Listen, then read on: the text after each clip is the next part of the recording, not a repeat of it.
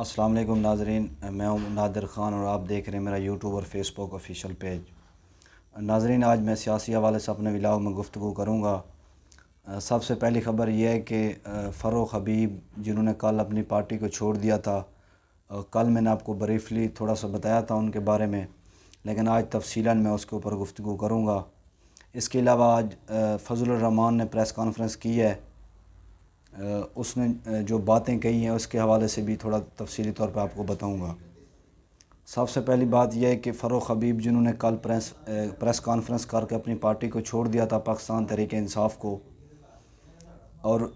پاکستان استحکام پاکستان پارٹی میں انہوں نے شمولیت اختیار کر لی تھی، ان کی تفصیلی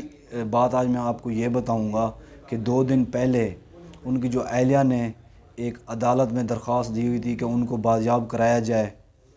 پولیس نے عدالت میں یہ ریکارڈ جمع کرایا ہے کہ وہ 12 کیسز میں ہمیں مطلوب ہے، یعنی کہ ہمارے پاس وہ نہیں ہے۔ تو یعنی کہ آپ اس سے اندازہ لگا لیں کہ 12 کیسز میں مطلوب پولیس کو ایک آدمی جب پریس کانفرنس کرتا ہے، وہ پاکستان تحریک انصاف پارٹی کو چھوڑ دیتا ہے، تو اس کے فوراً بعد اس کو رہائی کا پروانہ مل جاتا ہے، یعنی کہ اب وہ آزاد بھی ہو گئے ہیں اور وہ منظر عام پہ بھی آ گئے ہیں، لیکن ان کو پولیس نہیں پکڑ رہی۔ پہلے وہ 12 کیسز میں مطلوب تھے۔ ایک غریب آدمی جو چھوٹی سی چوری کرتا ہے یا چھوٹے سے کیس میں بھی اگر وہ اس کو پولیس کو مطلوب ہو تو اس کو فوراً پکڑ کے ان کو ایسی سزائیں دی جاتی ہیں جیل میں، تھانوں میں، جو کہ بتائے جانے کے قابل نہیں ہے۔ لیکن جو شخص 12 کیسز میں مطلوب ہو پولیس کو اور اس کو صرف پریس کانفرنس کرنی پڑے، اس پریس کانفرنس کے فوراً بعد وہ پولیس بھی اس کو نہیں پکڑتی اور وہ جو ہے محب پاکستان بھی بن جاتے ہیں، محب وطن بھی بن جاتے ہیں۔ صرف کیا بات ہے کہ انہوں نے پریس کانفرنس کی ہے، پاکستان تحریک انصاف کو انہوں نے چھوڑ دیا ہے، اور 9 مئی کا جو واقعہ تھا اس کی انہوں نے مذمت کی ہے۔ اگر ان کی پہلے والی ٹویٹس یا ان کے بیانات دیکھے جائیں تو ان کے، اور کل انہوں نے جو پریس کانفرنس کی ہے، وہ کہیں دور دور سے بھی ان کا جو ہے وہ ملاپ نہیں ہوتا ہے، لیکن انہوں نے کسی کے کہنے کے اوپر پریس کانفرنس بھی کر دی ہے اور انہوں نے عمران خان کے اوپر جھوٹے الزامات بھی لگائے ہیں۔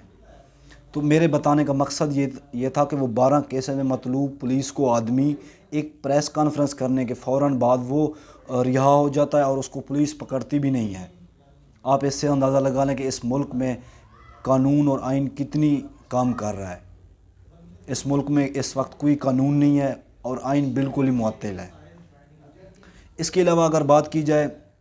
مولانا فضل الرحمان صاحب کی، تو انہوں نے آج ایک پریس کانفرنس کی ہے تفصیلی طور پہ، وہ کچھ دنوں سے منظر عام پہ نہیں تھے۔ آج انہوں نے ایک پریس کانفرنس کی ہے اور اس پریس کانفرنس میں انہوں نے یہ بتایا ہے کہ ساری پارٹیوں کو مل بیٹھ کے ایک لائحہ عمل طے کرنا ہوگا اور مل کے آگے چلنا ہوگا، یعنی کہ ان کی جو پالیسی پچھلے 20 سال سے چل رہی ہے وہ اس کو پھر آگے لے کے چلنا چاہتے ہیں۔ اس سے پہلے 1-2 مہینہ پہلے انہوں نے ایسا ایک رویہ اختیار کیا تھا جس کے اوپر پیپل پارٹی نے بھی اور نون لیگ نے بھی ان کے اوپر تنقید کی تھی، لیکن اب وہ اپنی سیدھی لائن پہ آ گئے جو ان کی پچھلے 20 سال سے ایک پالیسی تھی کہ سب پارٹیوں کو لے کے چلتے ہیں وہ، اور جس پارٹی کی حکومت آئے وہ اس کے ساتھ اتحاد کر لیتے ہیں، یعنی کہ وہ صرف حکمران جماعت کے ساتھ ہوتے ہیں اور جو ہے وہ مزے لینا چاہتے ہیں حکمرانوں کے ساتھ مل کے۔ اب ان کی پالیسی یہ ہو گئی ہے، ان کے بیان سے تو یہی لگتا ہے کہ وہ